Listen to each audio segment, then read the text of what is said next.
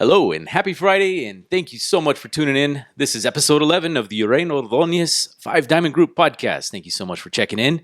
My name is Jared Uraine. This is Isaac Ordonez. Hello, everyone. And this Good is morning. Danny Uribe. He's our special guest today from Oasis Cleaners and JL Linen. Thanks so much for joining, man. Well, thank you for inviting. It's cool. Looking forward to chatting with you a little bit, understand how things have been going for you and the family and the business. But before we do, let's get started with our normal routine. Isaac? Looks like we got some numbers, some updates, Yes, and some new progress that's happening. What do the numbers look like today? Well, 886 new listings. So that's kind of an increase from last week's numbers. And then we have 1,182 under contract. Yeesh. So we're seeing that deficit in new listings coming on board versus what's getting off the market. Yep, and so it's still continuing to have that that pull. There's buyer demand. There's not enough inventory. Yep. And we trying really hard to get past that threshold. Our monthly inventory is 2 months, 2.5 months. Not even, probably like a little bit under 2.5 months. Yeah, and so we've got to do a little bit more here, but what does that translate to you? What does this mean to most of our listeners? If you are a homeowner, that means home prices have gone up, and you're going to hear that in the news by a significant amount. How home prices are going up in that sense, which means more sellers can put more in their pocket. How long is that sustainable? That's the real question. If we can get more inventory to help satisfy that demand, it's going to flatten line that appreciation. If we go into another year and a half or two of this, then we could be looking at maybe some sort of inflation. I don't know what the economic term of it is, but the other layman's term is a bubble of some sort. But it's not a bubble; it's just inflation, and it needs to be corrected. So don't spend too much time on that, but. That's the translation on it. But one thing to keep in mind as a buyer is that because there is a lot of buyer demand and not enough inventory, then getting an offer accepted is going to be a little bit more tough. And so we got to get a little creative on how we submit offers. And just to give you an example, I submitted an offer for a client. I called the agent, spoke with the agent. And then, before submitting the offer, I send an email along with a BombBomb video, which is a video service, just kind of explaining and giving a little rundown of what my client is looking for and who they are, and then having that agent pass on that message to the seller. That's an excellent point you bring up, man, especially when it comes to writing offers or having someone represent you. That's the value that needs to be differentiated in our marketplace. As realtors, it's a lot of people get into this business thinking they're just gonna make a quick buck, but distinguishing your client, making them human, is a really important factor, and that's one of the tools that you've been able to use successfully in getting your offers accepted. And a huge success for them because they got like their closing costs paid for. So yes. Seller's market, that's unheard of, So and it works. It's because when people hear the story and people get connected with that, it's all right. It's all right. So, the difference. Yeah, the difference in ages, man. It matters who you work with. Hashtag. Cool, man. Well, we're in the middle of summer. This is we're wrapping up July, and we're week 3 now into this triple digit for the days. We are in the middle of an excessive heat warning, so stay indoors. Keep yourself super hydrated. Danny's setting the leadership example there with water. Not me. Not coffee. But yes, definitely keep you hydrated. Take care of your pets. Make sure everybody's inside during the day. Cool off as much as you can. Take precautions. Be careful. We're looking like we just don't know what the governor's going to do as far as returning to phase 1. That's kind of like the pending question mark right now because of the spike in activity. Yeah. So we're going to actually touch a little bit on that as far as, how can we as individuals contribute to helping this crisis along in reducing the spike. We'll talk about that. The whole mask issue is it a political issue? Is it an economic issue? Is it a social issue? So stay tuned for that. One last thing. This week we had the 2020 perspective. which is an annual conference from the Global Alliance, Las Vegas Global Alliance. This is, I think, year 11 for me that I've been watching this event. Just helps me kind of get reset on where we stand in the city. I started attending it over 10 years ago when we were in the middle of the last recession to help kind of understand where is everything at, and I love listening to Jeremy Aguero because it just pumps you up no matter what situation you're in. It's like, yeah, I got information. I know how to navigate that. And this is what it was my first one. First one? Yeah.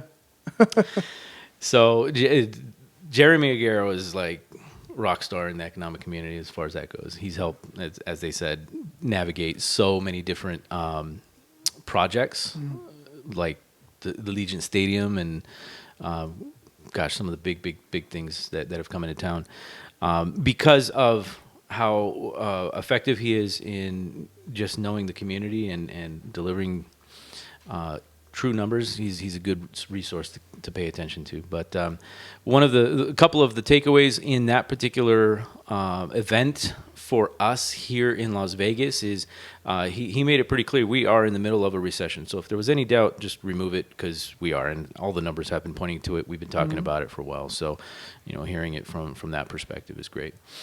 The question I get asked frequently is, and I'll throw it to you, see if what your response is. The question I got this week was, when are home prices coming down? That's a good question. I had the same question. I had a couple people reach out and they wanted to buy, but they're like, should I wait? Because I might get it cheaper. And we don't have a definite answer. There's no particular item or something that's indicating an exact time frame.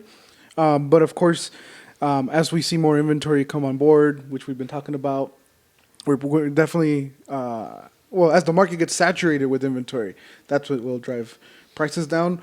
But not in a bad way, not in the sense of a crash or a bubble like you mentioned earlier. It's going to be more of, if there's 2 or 3 similar homes, it's just going to take longer to sell. And if the sellers are needing to sell or even desperate to sell, then the prices will drop. And so I've been saying it's 2 to 6% drop. But what does that mean in if you were to buy today? Well, it's not really much because by the time that happens, probably 18 months from now, you've already paid down. You're at worst case, you owe what it's worth. Yeah. So the follow-up question I get after that is, okay, but we're in the middle of this crisis, right? Essential workers, no problem, you're in business, but hospitality is a massive part of our economy, and we're looking at how long are we waiting? So what about those people that are working, and how is the hospitality industry going to impact our economy? That's a good question. That's a really good question. And so, unfortunately, the LV perspective kind of told us what that loss of job has been, which has been, it was surprising. I knew that there was a lot, but it was just surprising to see the actual number. Right. And so I think until we see a vaccine come on and actually work, it's not going to give the confidence to the people to actually attend, continue coming. And then there's a lot of events like CES just got, for the first time, is going to go completely digital or virtual. So all those things hurt our economy because we don't have those hundreds of thousands of people coming in every month for conventions. 42 million passing through McCarran every year. Yeah, and so we're down to a fraction of that. So that's obviously going to hurt us, and so we're depending on people from the surrounding states driving here. At the moment, right. Yeah. And so the key takeaway in that response is, while yes, there is that right now we have restrictions for the casinos and a lot of the hospitality industry. Yes, it does have an impact locally right now, but Las Vegas is leading the way in public health responsibility. So look to us as a beacon in the sense of how can we take the lead in showing the rest of the country is to be responsible at this current time. And what we do that, and that's where a lot of the really cool conversations came in, is we can't do that. We can't get public trust to come back to the city if we are irresponsible.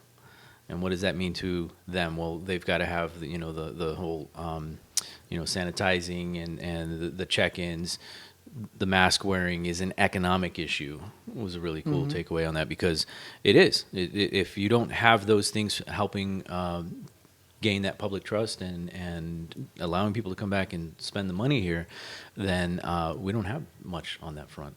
And it's a challenge because, I mean, small businesses probably see that as a challenge, not just with employees, but with the customers walking in, and then trying to enforce that, but somewhat still stay in business because you don't want to, fight with somebody, or you don't want to lose somebody's business, but at the same time, you want to keep your people protected and everyone that's walking in protected. So I could see that as a challenge overall, but yeah, I agree.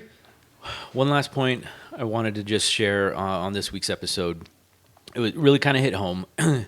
It had to do with the unemployment, the stimulus package that's been going out to all of the community. But off of the surveys that they had been sharing, in the last 7 days, there's been a large percentage of the community. In fact, this was also a national number that they just posted.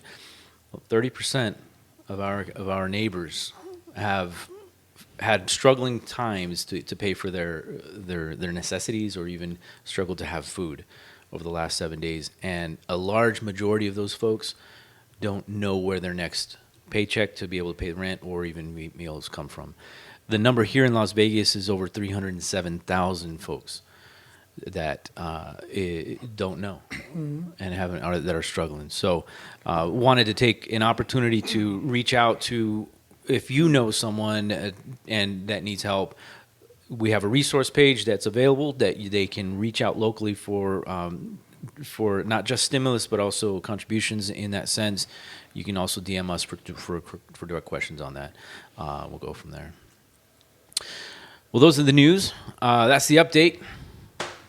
Let's get into the good stuff. The good stuff. What's up, Danny? What's going on, Jared? How you been, man? Good. Cool. So, who is Danny Uribe? JL Linen Oasis Cleaners, man. Tell us a story. That's a good question. Who am I? Why am I here? Hi, my name is Danny Uribe. Yeah, right? Yeah, that brings it down. No, well, 29 years old right now. So Oasis Cleaners and JL Linen. They're both family businesses. Basically, for me, is it's kind of getting nervous putting me on the spot, but it's okay. Yeah, I've been working with the family business basically my whole life. It started in 1995, and my mom is the one that actually started it with my dad, with my dad's help. And I started in a garage, actually. Actually, not even a garage. It was a half garage / half living room. Okay. Yeah, I don't know how the house is right there on Eastern and Owens. No, Civic Center and Owens. That type of community, really didn't have much of a garage. They always had to convert it to something just to get more space. The houses were small. Right. So it started there. And now, what is it, 15, 20 years later, 25 years later, now we're a big corporation. We're doing over $1 million a year. Yeah, Who are some of your clients on the JL Linen side, if you can disclose? No, so for JL Linen, we work with it's a lot of the hotels. Our biggest client right now would be Sobel, Westex. They're a big linen manufacturing company. They supply all the sheets, towels, basically everything that's in a hotel room as far as linen-wise. They usually get them from there. There is other companies, but they're one of the major ones. MGM Corporation, we service most of all the hotels there. And Wynn, Venetian, Caesars Entertainment, Sands. So basically the Strip is our client. The heart of your business. Right. So I have a quick question, because when you think of linen, like I think of, sheets, bed sheets, and towels and stuff. But what is that what you do with them? So we do linen reclamation, and it's something, and you're right. It's something very I say that, what is that? So, and that's exactly what it's actually good for the hotel. So what we do with that is basically, have you ever asked yourself when you go to the hotel, like, and you see a sheet that's, sometimes it could be a Motel 6 or a Quality Inn or even a Hilton. You see a sheet that has not a pleasant thing on there. Something that's not consistent with the rest of the color. Exactly, right? Or it's torn. Or you see a towel that's a little worn out. It's like, well, what do these people do? It's like obviously they throw them out. They can't use them anymore. So what happens? They just go in the trash? Well, my mom, her idea was she asked that question to my dad back in 95. My dad was actually a manager of, back then it was Mission Industries. And they're the company that washes and cleans the linen. So it's a big commercial laundry. And she asked that, and he's like, well, we throw them away. And she's like, okay. She's like, well, why don't we reuse that linen for something else? He's like, well, like what? He's like, well, for example, I actually started with tabletops because she would see like a lot of tabletops, and he was like, well, you know what? He's like, what do you guys use to put the dirty linen in or to transport that stuff? He's like, well, we just use plastic bags. She's like, well, I can make a bag out of this, and you guys reduce the cost, just reuse something. So he's like, well, make one. So she did. And out of there, they came out linen bags. And the hotel, so what he did, he presented to his company. So for a while, we were working with Mission exclusively. And that's when she started making those bags, they started reusing. Then came along the sheets and said, hey, you know what? We have hampers, thousands of pounds of sheets that's just going to go in the trash. He's like, and some of them just have a rip this big or a stain here, stain there. But but 90% of the sheet is good. What can we do with it? He's like, well, do the sheets match the same pillowcases, the same design? He's like, yeah. He's like, well, we could make pillowcases out of it. So out of sheets, damaged sheets, the good parts that's still, usable, we would make pillowcases. Out of the towels, same thing. It's just a little small rip in the corner, or if it's a little bit worn out, but the rest of the towel is good, they can't use it. Why trash it?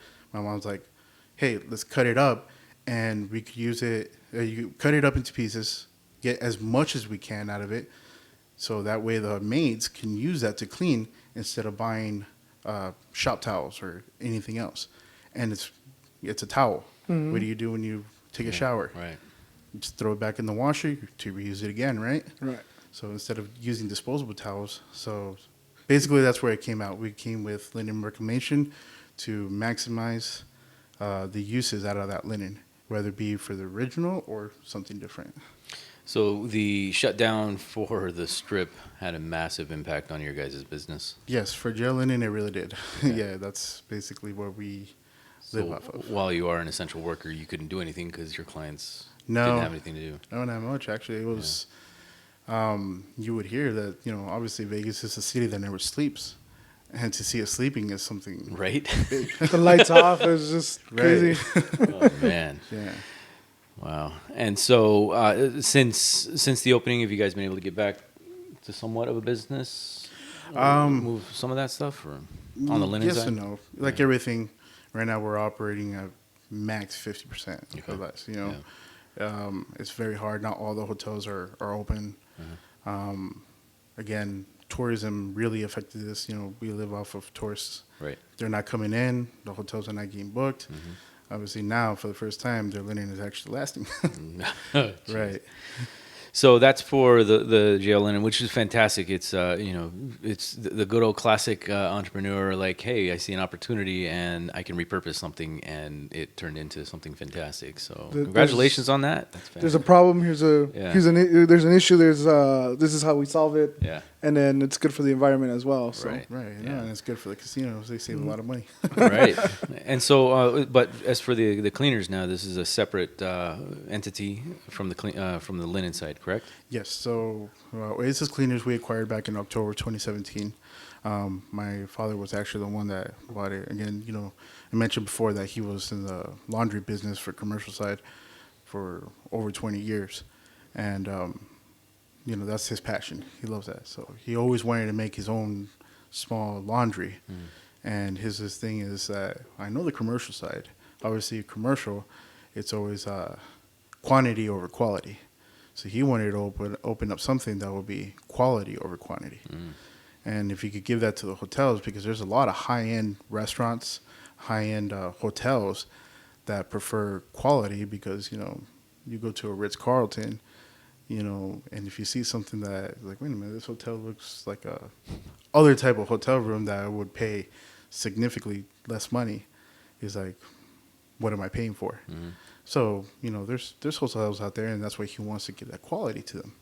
So that's what came along. We had a friend that owned this cleaners before us, and a good friend. We've known him for over 10 years, and he decided to sell. My dad got the opportunity, and we acquired it. So now, you know, obviously it's a new business. We have to start small, and right now we're doing it's dry cleaner. So we're doing dry cleaning, helping walk-ins, and slowly we're putting our foot in the doors in the hotels pre-COVID to try to grow the business to what our goal is to have that commercial laundry, but giving For the quality. quality.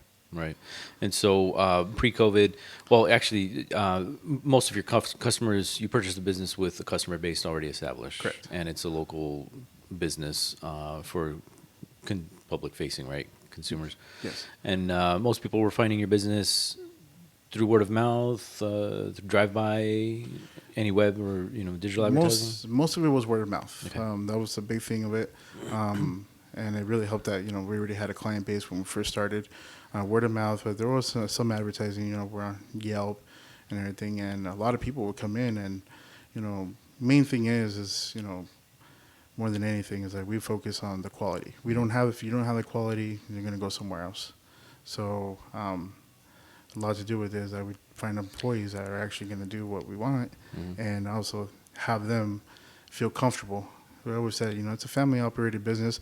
Doesn't really mean that it's just, oh, management is going to be the one with the family. We like to treat our employees as well as family. We're like one big family. So when the changes were passed down from the state in March, what changes did you guys have to adapt to for your employees first? So when everything first started, you know, entered basically the shutdown of business, essential business, we didn't know what exactly is an essential business. And, you know, dry cleaners was part of it. We didn't know, are we essential or are we not essential? So what we decided to do is, in the meantime, until we get informed the right way, we actually shut our doors for the first 30 days. You know, a lot of businesses did. Then when the list came out of what are essential and non-essential businesses, dry cleaners was on there. And my father and I, we were back and forth. Should we open? Should we not open? What should we do? And we decided, you know what, let's just close for 30 days. And we go from there, see what happens, how the cases, the numbers, everything comes and stuff. Because, you know, we can open up to make a quick buck because we need to. You know, obviously bills and all that stuff, even though there was directives and everything. But more than anything, we decided life is more valuable than money. So we decided to close for 30 days. After the 30 days, should we open back up? Should we not open back up? And we saw that still the numbers were just rising. So we decided to close a little bit more. And, you know, obviously there's some customers that, you know, like, for example, we had police. There's other customers that were in the insurance business that's still working. And, you know, we had to apologize. We're closed. But, you know, it's for the safety of you guys, safety of us, safety of everybody. You know, we will feel really bad. And I've even just following up and checking out the business when we're closed, I had an opportunity with one of our regulars that came in. Oh, you guys are not open yet? It's like, no, we're not. And he's like, well, you guys should and stuff. But we're like, you know, it's like we will feel really bad if, you know, being asymptomatic or anything like that, we're helping you and you get sick and then something happens to you. And it leads back to it was us. So, you know, we'd rather be careful. Yeah. You know, and There's a huge liability that's tied to that too. Right, exactly. Yeah. So we're decided to close, and then until May, that's when we decided, okay, you know, more safety measures came out. You know, the governor informed as well to, if you're going to open up, have these type of guidelines. So we did. So in May, beginning of May, we opened back up the cleaners. Nice. Yeah. Good. Yeah, okay, so that was my next question about the doors and being closed. Um, so many experts now, I mean, they're talking about preparing for the worst. You know, hope for the best, prepare for the worst. The forecast is they're looking at about 12 months or so. Hopefully, we find a vaccine in 12 months, right? But bottom line is, while we are making our way back, the recovery effort is going to look choppy over the next few months, possibly years. What preparations have you guys made, not just for your business, but for your employees, for your clients, to prepare for that? Well, again, I mean, for jail on the JL Linen side, excuse me. The preparation that we're making right now is, we're just trying to keep our employees busy. Whether it's just and right now, actually, what we're doing is we're starting to support what other businesses are doing as well, as far as PPE. We're making masks. Wow. And so my mom actually, in her spare time at home, since she just doesn't really step out, she makes masks at home. Yeah. And also at work, we actually had a offer for us to make masks and stuff. And so we're trying to get into the PPE so we could, excuse me, so we could supply the hotels. And that's the one thing also that will help the hotels as well, that they're giving out little pouches that have PPE in it. Right. So we're going from there, keeping our employees busy, even though right now it's like we're taking losses, but hey, other people need to pay their bills. Right. And moving forward, how everything goes. Honestly, again, on the JL Linen side, our business succeeds if the hotels are open. So as long as they're open, we're going to be working constantly with the hotels, meeting their needs whenever they need an order. We're there, and that's one of our benefits, being local instead of them outsourcing outside, because we could do 24-hour turnaround on any products that they need, and hopefully we could still operate and everything be ready. So last question on this, and then we got one more. You've kind of already answered the question.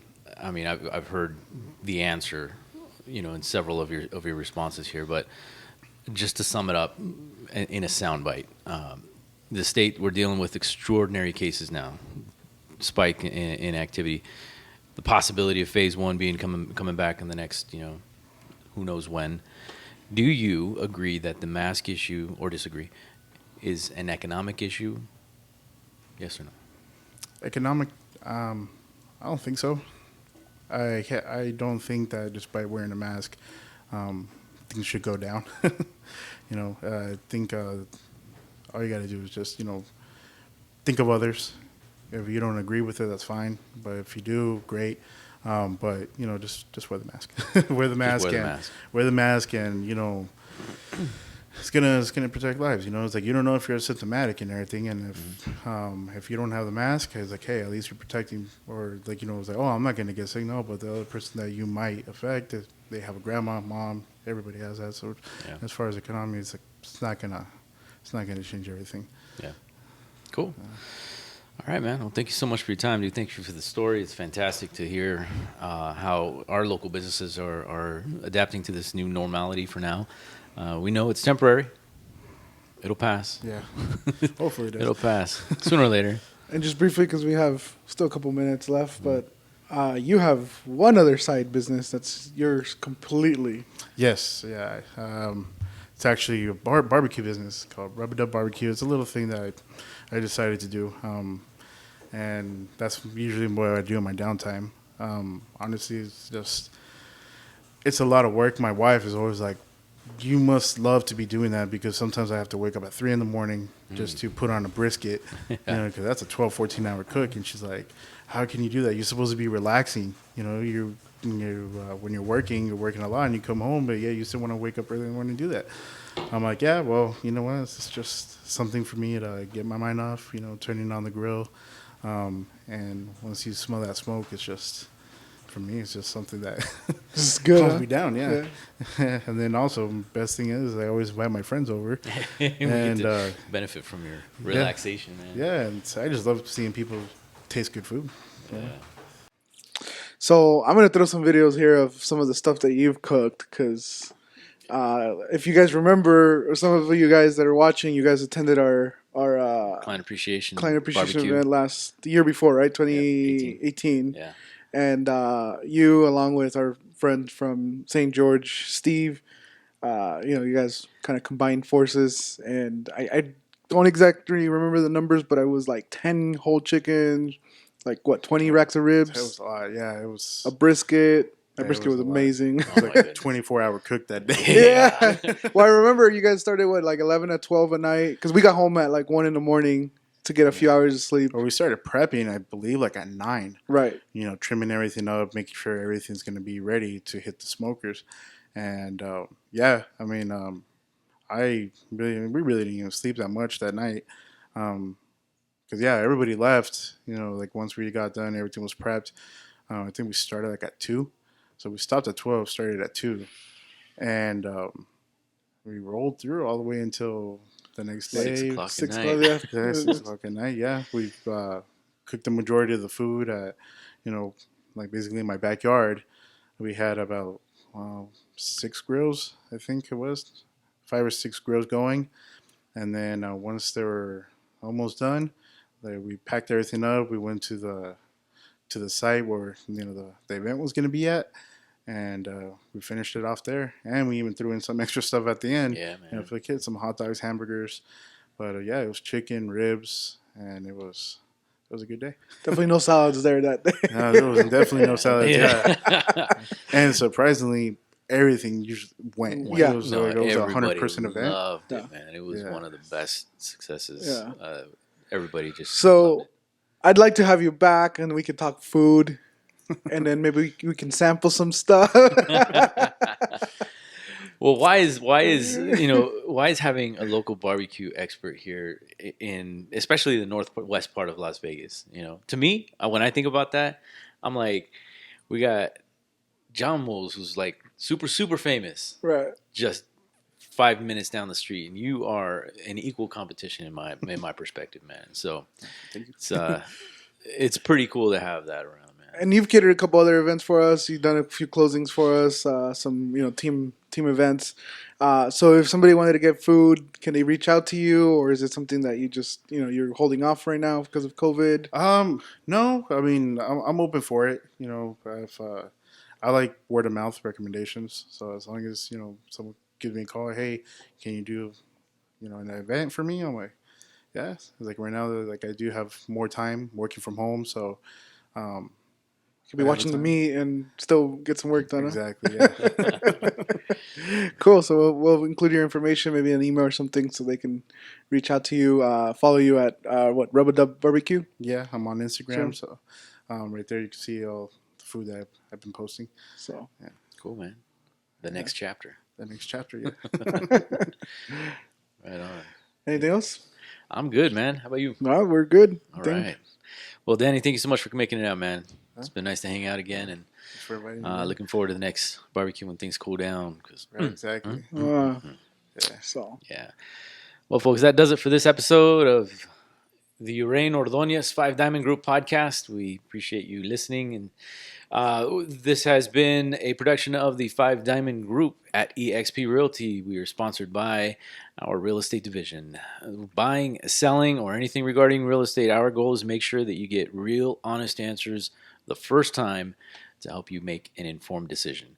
You can reach us and Danny on any of the links below. Check the description, subscribe button below. You can contact us on any of the social outlets, which we are tied into all the way through. This has been a production of the Uraine Ordonez 5 Diamond Group. And if you guys have any linen or cleaning services, you can also reach out to Danny. Like Jared said, there will be some links down below, location and addresses and contact information. Thank you guys for joining us. We appreciate you guys.